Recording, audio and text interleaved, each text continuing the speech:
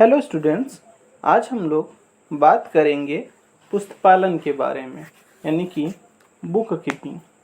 तो book keeping का मतलब होता है कि बुक का अर्थ है पुस्तक और कीपिंग का मतलब होता है कि रखना, अर्थात पुस्तकों को रखना ही पुस्तपालन कहलाता है।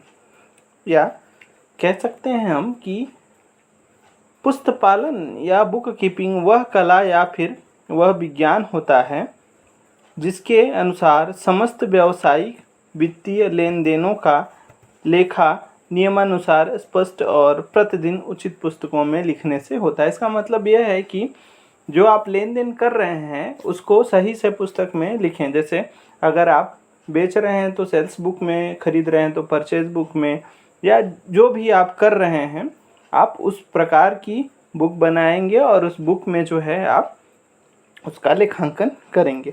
वर्तमान समय में जो संस्थाएं हैं वह बहुत सारे व्यावसायिक सॉफ्टवेयर पैकेज प्रोग्राम्स का इस्तेमाल करती हैं जिनसे कंप्यूटर के जरिए पुस्तकों को रखने में सहायता मिलती है। यानी कंप्यूटर के जरिए हम आसानी से लेखांकन कर सकते हैं। पहले जैसे होता था कॉपी में, अब वैसा नहीं करना पड़ता है।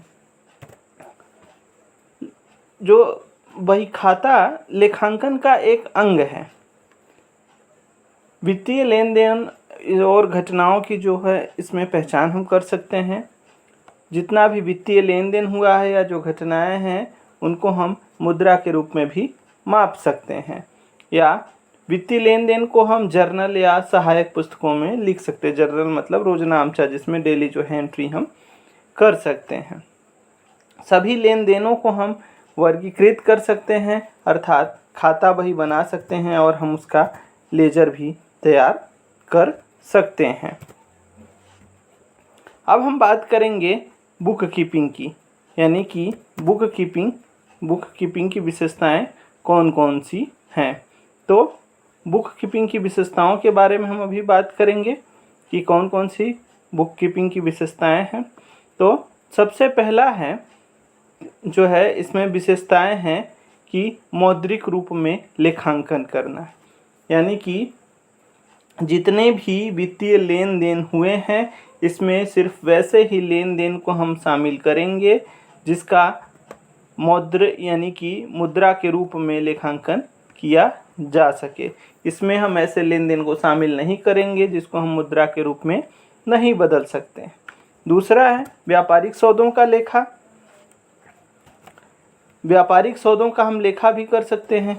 इसके अंतर्गत सभी प्रकार के लेन देन जो हैं उन सभी लेन देनों का लेखा किया जाएगा, चाहे वह क्रय हो, विक्रय वापसी हो, क्रय वापसी, लाभ हानि, आय व्यय किसी से संबंधित हो।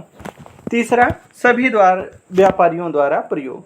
तो जो पुस्तपालन होता है या बुक कीपिंग, इसका इस्तेमाल सभी व्यवसायी अपना वित्तीय लेन देन या वित्तीय हिसाब रखने के लिए करते हैं। चौथा है नियमानुसार लेखा। तो जो पुस्तपालन है, पुस्तपालन में जितने भी व्यवसाय हैं या जितने भी लेन देन हुए हैं उन सभी लेन देनों का हम नियम के अनुसार लेखांकन करेंगे, जिससे कि आगे की जो प्रक्रिया है या जो आगे क्रियाएं होनी है उसमें आसानी हो। पांचवा है पुस्तपालन कला और विज्ञान।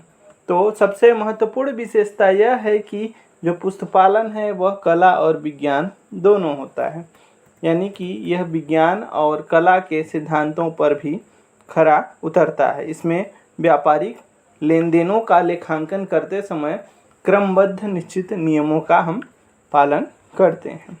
अब हम बात करेंगे उद्देश्य के बारे में कि कौन कौन से बुक कीपिंग के उद्देश्य हैं।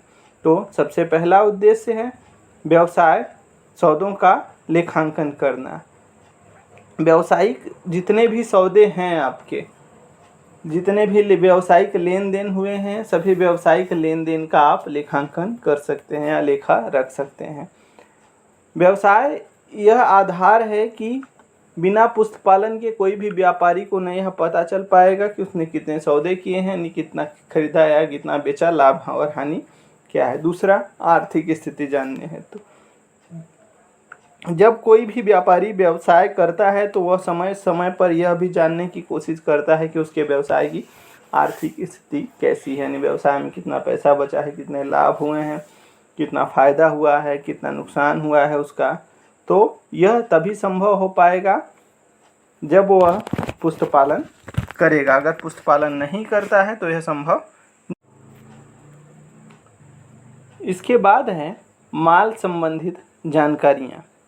तो जब भी पुष्ट पालन होता है तो पुष्ट पालन के द्वारा व्यापार में कितने वस्तुओं का क्रय हुआ है, कितने वस्तुओं का विक्रय हुआ है, विक्रय वापसी हुई है, इन सब से संबंधित जानकारी हमें प्राप्त करने में आसानी होती है।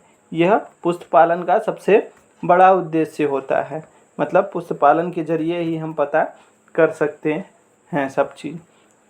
चौथा, करों का सही अनुमान लगाना, यानी कि टैक्स का सही भविष्यवाणी करना भी पुष्ट पालन का एक उद्देश्य होता है। मतलब जितने भी देश की सरकारें हैं या प्रदेश की सरकारें हैं वो व्यापारियों से पैसा वसूल करती हैं। यदि व्यवसायी द्वारा पुष्ट पालन नहीं किया गया होगा तो वह उचित राशि का भुगतान नहीं कर सकता, या अगर गड़बड़ी भी होगी तो भी उस दिशा में सही मूल्यांकन नहीं किया जा सकेगा और जो है भुगतान नहीं किया जा सकता।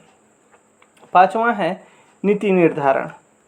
पुष्ट पालन का एक महत्वपूर्ण उद्देश्य नीति निर्धारण का भी होता है। यह नीति उसे भविष्य में लाभ देगी कि नहीं, इसकी जानकारी पुष्ट पालन से ही हो पाती है। पुष्ट पालनों की सहायता से ही पिछले कुछ वर्षों का रिकॉर्ड देखा जा सकता है कि पिछले कुछ वर्षों में व्यवसाय की क्या स्थिति थी, उसी के अनुसार आगे कार्यवाही कर सकते हैं। इसके बाद है गलतियों का पता लगाना। एक व्यापार में गलतियां या तो मालिक से हो जाती हैं, स्वयं से मालिक से भी हो सकती हैं।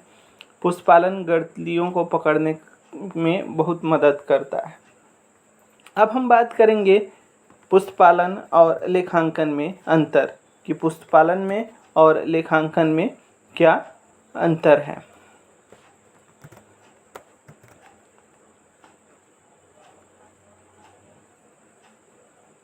तो पुष्ट पालन और लेखांकन में हम अंतर की बात करेंगे तो बहुत से लोग पुष्ट पालन और लेखाकर्म दोनों को एक ही शब्द मानते हैं, जबकि सच यह है कि इन दोनों में विशेष अंतर होता है। पुष्ट पालन और लेखांकन में निम्न अंतर होता है। अंतर का आधार, सबसे पहला है कि पुष्ट पालन व्यापारिक लेन देनों का मौद्रिक रूप में लेखांकन करता है तथा बही खाता में वर्गीकृत करने की कला है, जबकि लेखांकन से आशय व्यवसाय से संबंधित सूचनाओं को मौद्रिक रूप में इकट्ठा करना, यानी सारांश बनाना, विश्लेषण करना और जानकारी देना है। दूसरा चरण पुष्ट पालन प्रारंभिक चरण होता है, जबकि लेखांकन जो है वह दूसरा चरण होता है। इसके बाद हम बात करेंगे आधार की। तो पुष्ट पालन लेखांकन का आधार होता है, जबकि लेखांकन अंकेक्षण का आधार होता है। चौथा समाप्त, जहाँ पुष्ट पालन समाप्त होता है वहीं से लेखांकन या लेखाकर्म प्रारंभ हो जाता है, यानी अंकेक्षण वहीं से प्रारंभ हो जाएगा। पांचवा क्षेत्र, पुष्ट पालन का क्षेत्र जो है वह सीमित होता है। इसके अंतर्गत हम जर्नल यानी रोजनामचा या सहायक बुक तथा खाता बही बना सकते हैं, जबकि लेखांकन व्यापक होता है। इसके अंदर हम ट्रायल बैलेंस या तलपट बना सकते हैं, शुद्धियों का सुधार कर सकते हैं, समायोजन कर सकते हैं, वित्तीय विवरण बना सकते हैं, विश्लेषण व उसकी व्याख्या भी आसानी से कर सकते हैं। इसके बाद है योग्यता।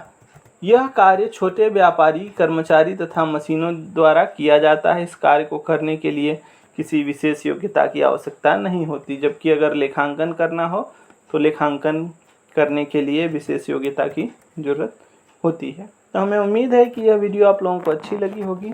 अगर अच्छी लगी हो तो प्लीज़ कमेंट बॉक्स में हमें ज़रूर बताइएगा और वीडियो को लाइक करिए, शेयर करिए और सब्सक्राइब करिए। धन्यवाद।